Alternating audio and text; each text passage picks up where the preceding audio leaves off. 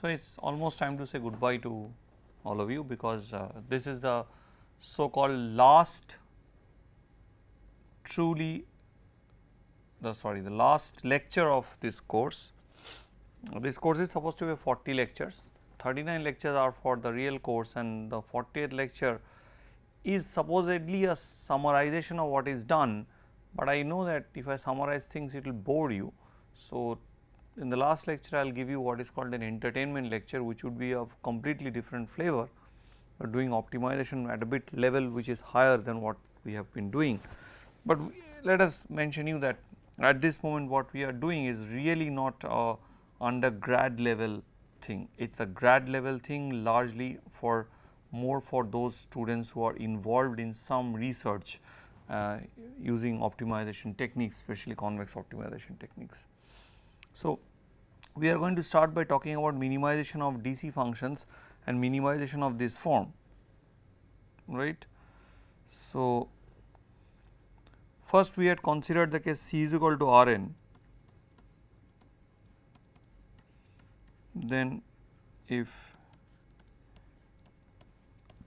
f is a local or global mean of this problem, which we called P2, then we know that if x bar is a local, del g of x bar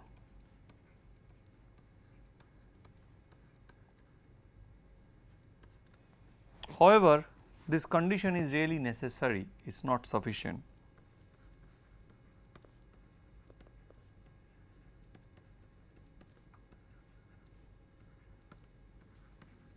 This condition is really necessary and not sufficient, but for convex optimization problems we have necessary and sufficient condition for global minimization. So, it is quite natural to ask that this, even though these problems are non-convex, because if you have a twice continuously differentiable function, you can write it as a DC function. So, even if this function is non-convex, can I tell something more about it, that is it possible to give at least mathematically, theoretically if and only if condition for existence of a global minima. So, a necessary and sufficient condition for existence of a global minima, but not sufficient.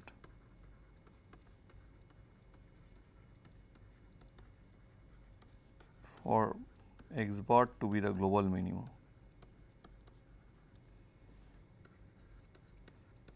To be the global minimum of P2.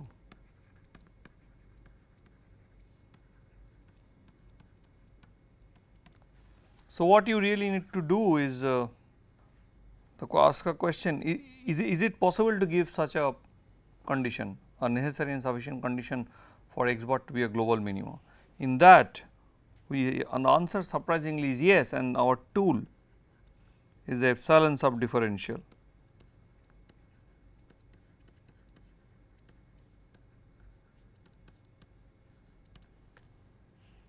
And I would again like to recall you that if f is a convex function from Rn to R, then the epsilon sub differential at x given an epsilon greater than 0 is the set of all vectors xi in Rn which satisfies the following inequality.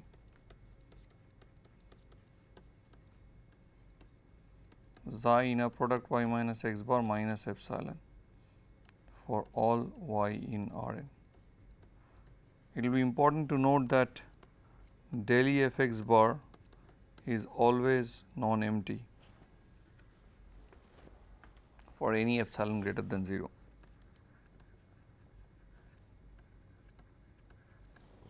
Though it has some drawbacks, like okay, even if the function is differentiable, we cannot say much about the derivative here, much about that will be only a singleton set, no, it is not necessarily.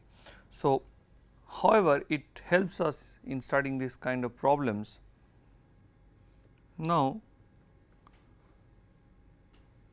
if C is equal to Rn,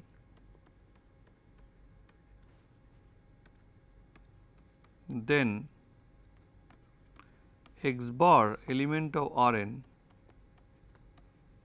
is a global minimum of P2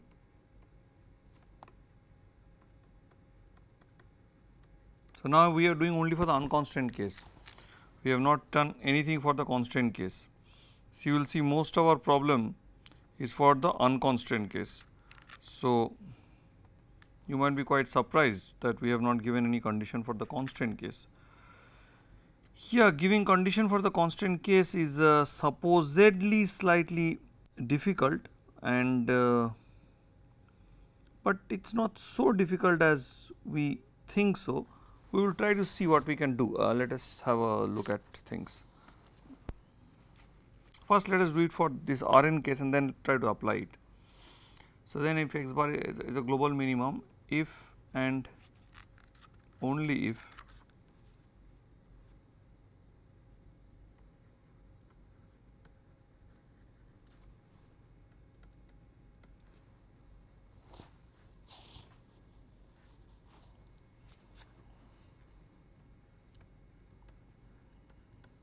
this,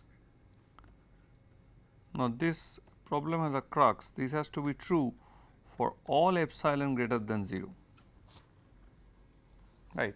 For all epsilon greater than 0, if this is true, then this x bar is a global minimum of the DC problem, unconstrained DC problem. So, let us try to prove this fact. So, the question is how to prove it.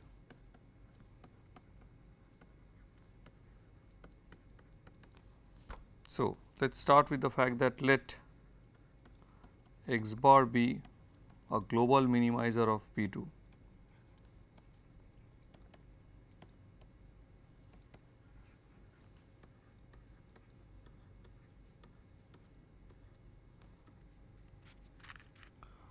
Okay, then Fx minus Gx is greater than equal to Fx bar minus Gx bar for all x in Rn,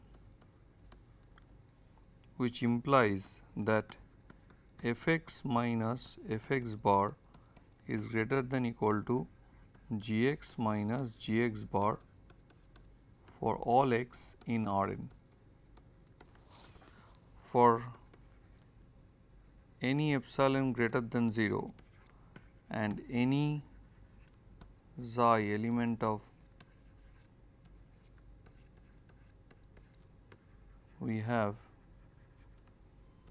Fx minus Fx bar bigger than Gx minus Gx bar, then applying the optimality condition, this is exactly same as writing. Now, I will just apply the definition of the epsilon sub differential, which is this, which will give me the following. This would imply that xi is element of del E Fx bar. So, it will imply that del E Gx bar is subset of del E Fx bar for all epsilon del epsilon sub differential of G at x bar is contained in the epsilon sub differential of F at x bar for all epsilon greater than 0. Now, the question is, given that x bar is element of Rn such that del epsilon of G of x bar subset of del epsilon of f of x bar for all epsilon greater than 0. The question is x bar a global minimum?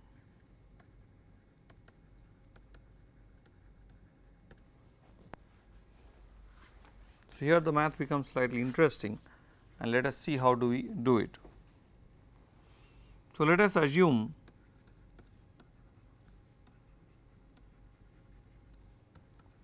that x bar is not a global minimizer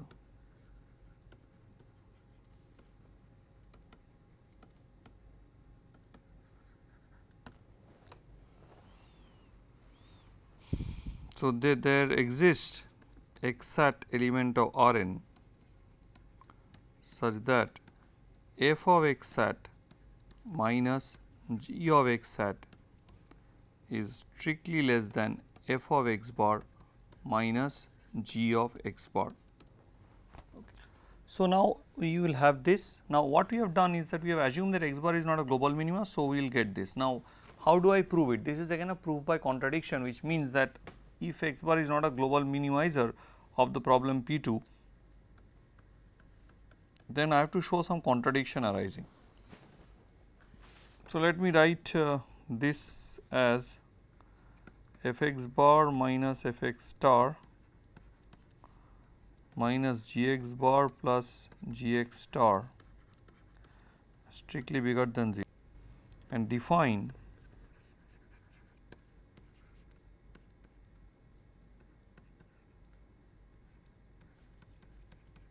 so what we will show, we will define this positive number delta and we will show that delta is strictly less than delta, which is impossible.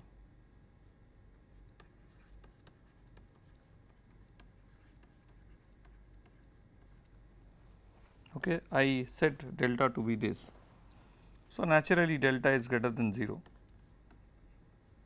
Now, consider xi hat element of del g x hat. Note, it is not the epsilon subdifferential, just the subdifferential. So, this would imply that g x bar minus g x hat is greater than equal to xi hat into x bar minus x hat. So, that implies that g x bar minus g x hat minus of this part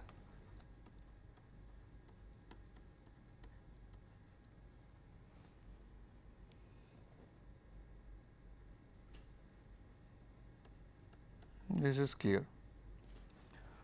Now, since delta is greater than 0,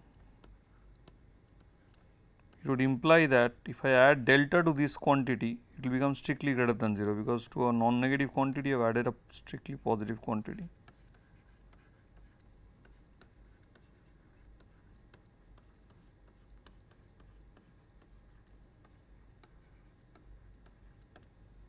So, that would be strictly greater than 0. Now, this is again a positive quantity and we will define an epsilon.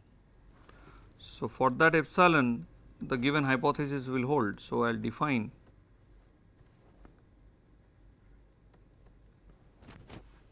epsilon equal to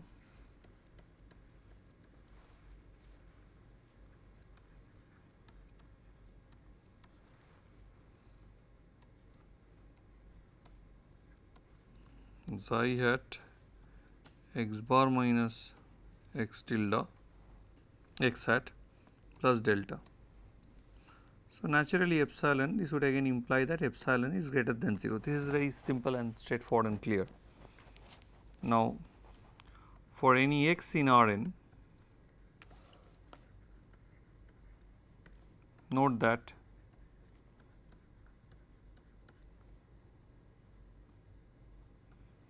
xi hat x minus x bar minus epsilon can be written as xi hat x minus x hat plus x hat minus x bar minus epsilon, which when I write down the definition of epsilon would lead to the fact that xi hat x minus x hat minus delta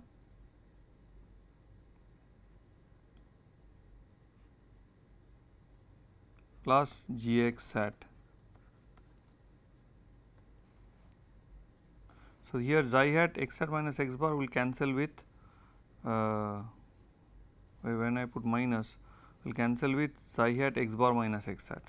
So, what you will get is this one. Now, as xi hat is element of del g x hat, it implies very simply that xi hat is also element of del delta g x hat. Okay. Now, once you know this, you will immediately write g of x is bigger than g of x hat plus epsilon hat x minus x hat minus delta. So, this would immediately show from this above expression, from this expression here, from this expression, that xi hat x minus x bar minus epsilon is less than gx minus gx bar. This is true for any x, because x was arbitrary for x element of Rn, any x element of Rn, which implies that xi hat is element of del epsilon g x bar. This also implies by our hypothesis that xi hat is element of del epsilon f of x bar. So, in particular,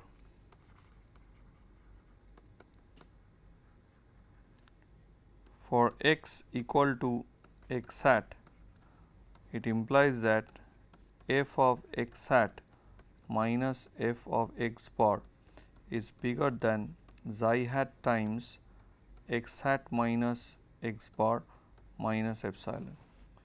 Now, if you go back to the definition of delta, then from there you can write 2 delta is equal to f of x bar minus f of x hat minus g of x bar minus g of x hat.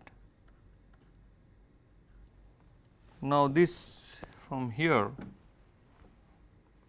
you know, this is nothing but epsilon minus xi hat into x hat minus x bar, just what you have got before you are writing them down, is minus of g x bar minus of g x hat in brackets. So, minus g x bar plus g x hat.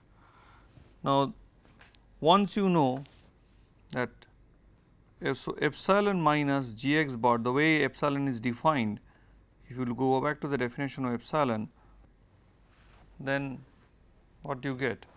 Epsilon minus this is delta minus this. So, is delta plus epsilon hat into not, now it will be slightly, we will just show for help just putting the correct sign, putting a better sign, x hat minus x bar rather than x bar minus x hat. Okay. Hence, from this here 2 delta is less than equal to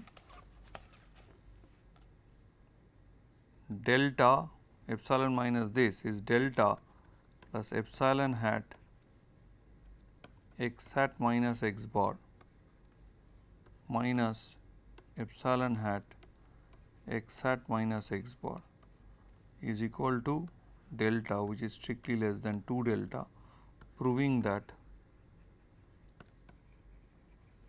2 delta is strictly less than 2 delta, which is a contradiction.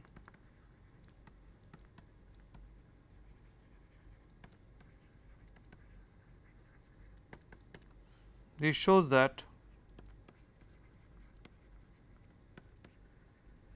x bar is indeed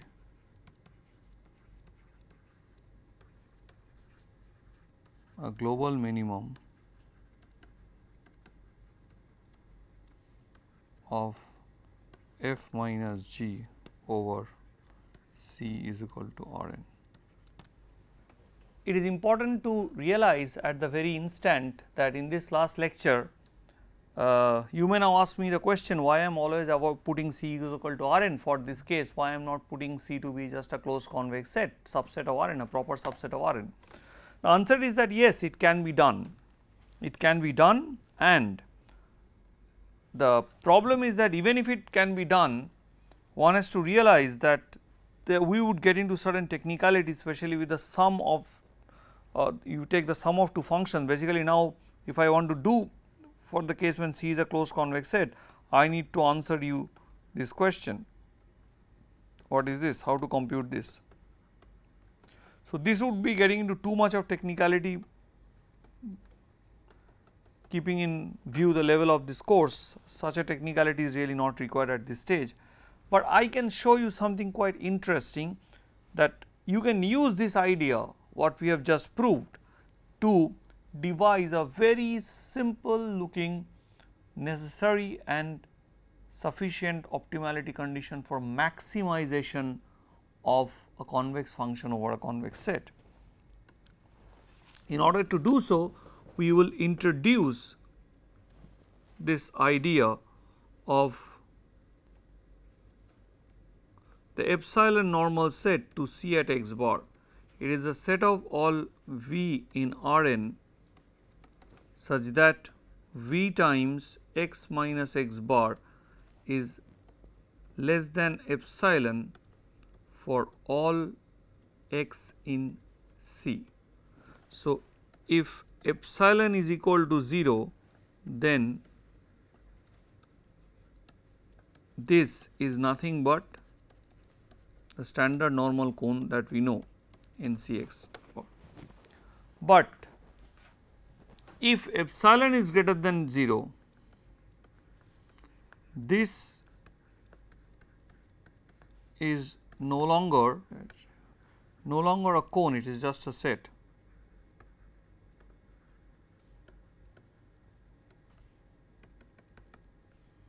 It is just a set. Now, there is something interesting about it, is that suppose minus of xi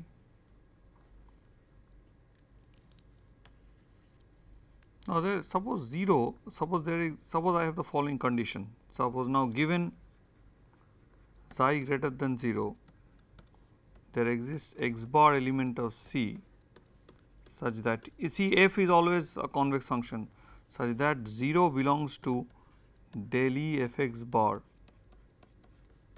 plus n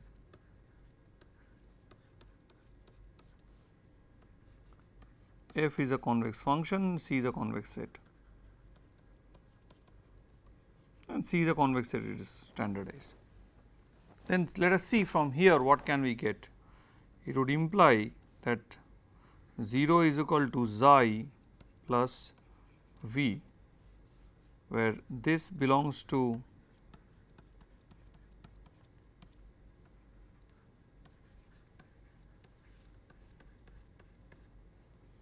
so this imply f of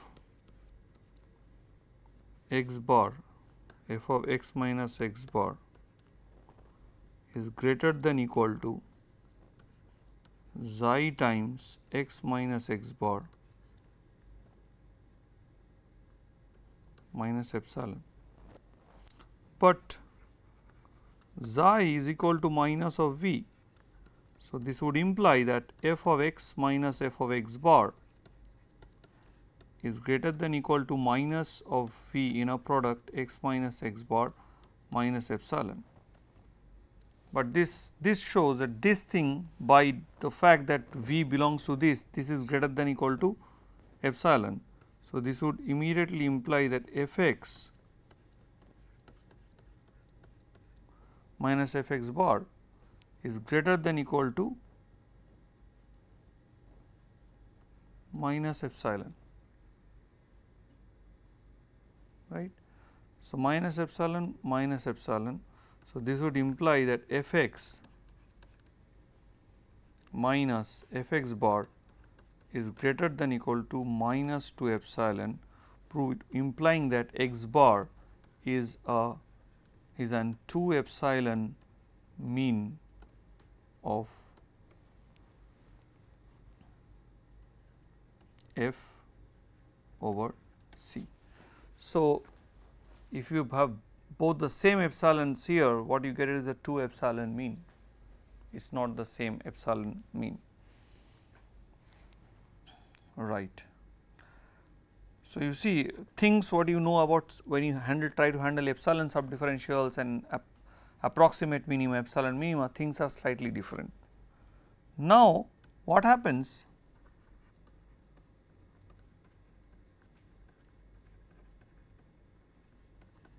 if we have x bar to be an epsilon mean of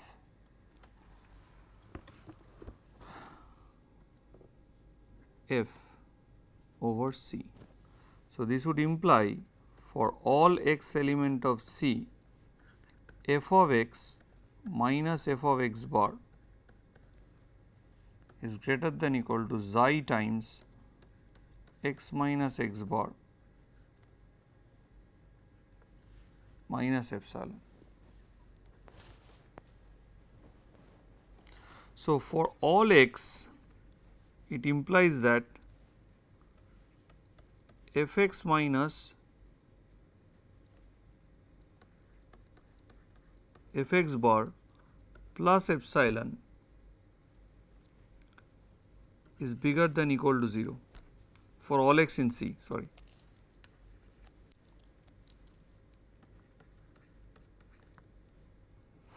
So, this is known to be greater than 0. So, if 0 is element of del E. So, now what I am having is the following. I am having that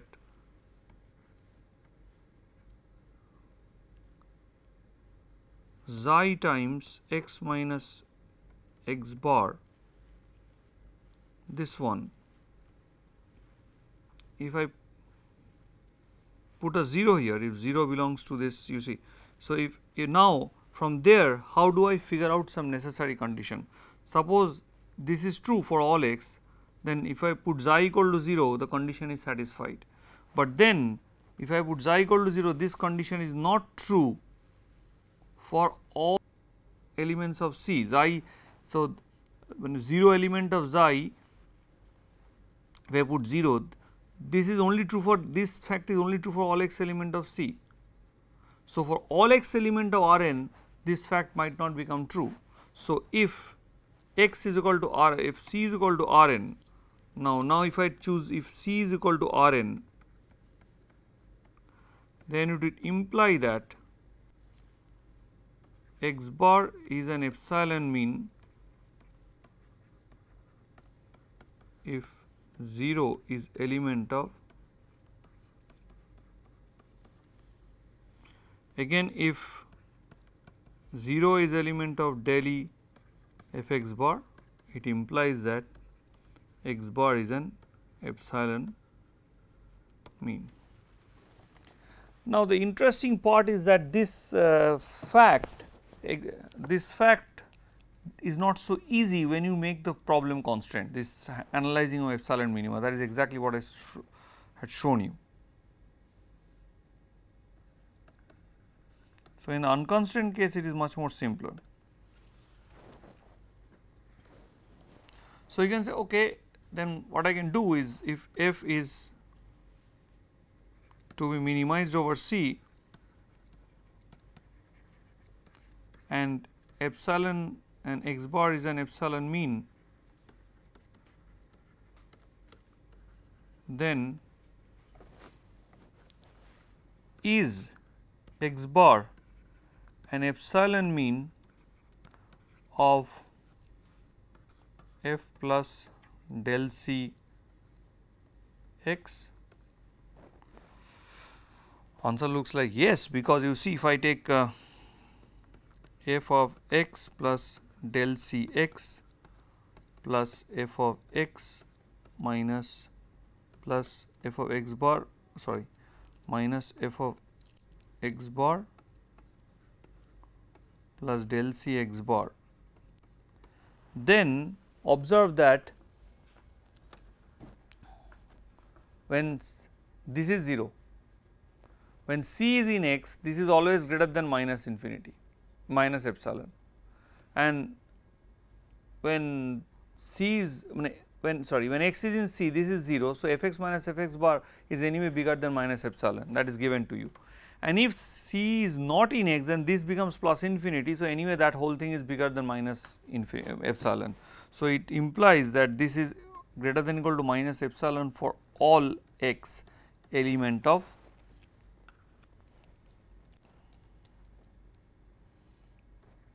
Rn. So, a necessary and sufficient condition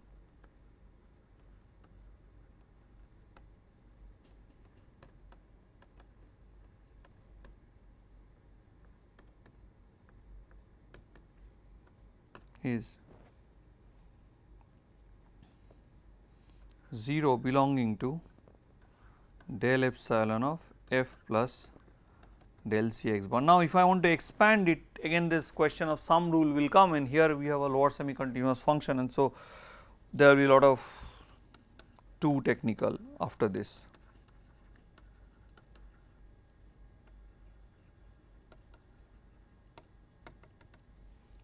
So, we will go back to our problem of maximizing, or the problem P1 of maximizing f x over x element of C, which you again this is a convex function and this is a convex set.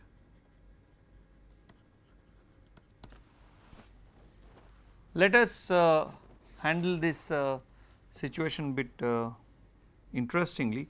I can pose this problem as minimize minus f x such that x is belonging to C. Now, if I put the phi x as a 0 function, then if x bar solves, this is same as P1, P1 means that x bar also solves mean of del C minus f x over x element of Rn, and for this the optimality condition is known to us. The optimality condition is del epsilon of f x. Now, you can say, oh, why are you talking about del C now? Now, here the optimality condition that we have given, if you look slightly carefully, can be extended to the case where this can be extended to the case where you have an extended valued lower semi continuous functions. So, if even if f from Rn to R is actually lower semi continuous, is Rn to R bar is proper LSC, which is the case of this function, you can similarly for every x bar in the domain of f, you can define del epsilon x, and for any element in the domain of f you will have this. Actually, what you need to know is that you can now basically, if you have x bar in the domain of f, does not matter. So, if this will be not equal to phi. So, it does not matter even if you have a lower semi continuous function. So, even if you have one function continuous, suppose you have f minus g and f is lower semi continuous and g is continuous and f is lower semi continuous, then also you will have the similar relation del E f x sub in bracket of del is subset of. So, you will have this relation will hold del E, if you have f minus g, del E g subset of del E f. In this particular case, this the lower semi continuous function would be on the other side. So, you have just applied what you have learned. So, what you have known, so whatever we have this result what we have learned here, that if this happens, then x bar is a global minima when f and g are both finite valued function, but if f is a proper lower semi continuous convex function, then this is always non-empty if x bar is an element of domain. So, for any element x bar in the domain, in this case C, x bar is in C, which is in the domain, this result will also hold true. If g is a finite valued function and f is lower semi continuous and convex, this result will also hold in a very straightforward fashion. the proof can be very simply modified. So, I have not mentioned this.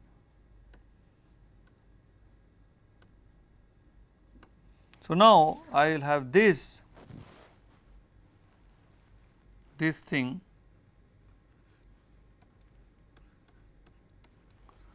so for all epsilon greater than 0. So, this would imply, and it will be your homework to figure out that this is nothing but this set.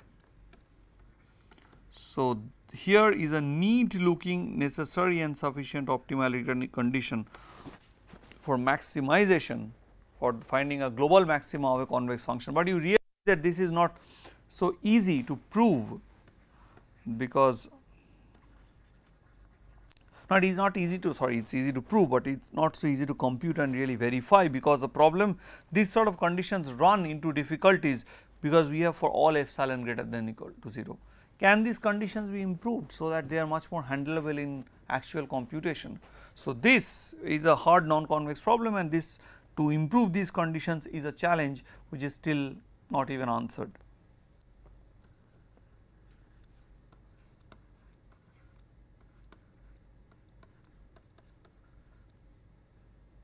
Sorry, we will see.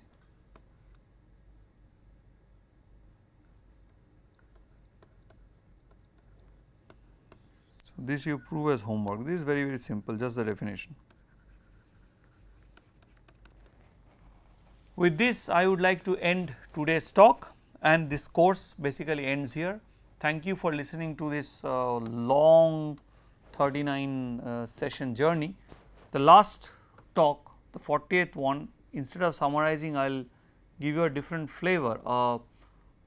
What I would say, I will give you an entertainment lecture, and where I will show you some very fascinating aspect of quadratic optimization, and I will show you how semi definite programming would play a role there. Thank you very much.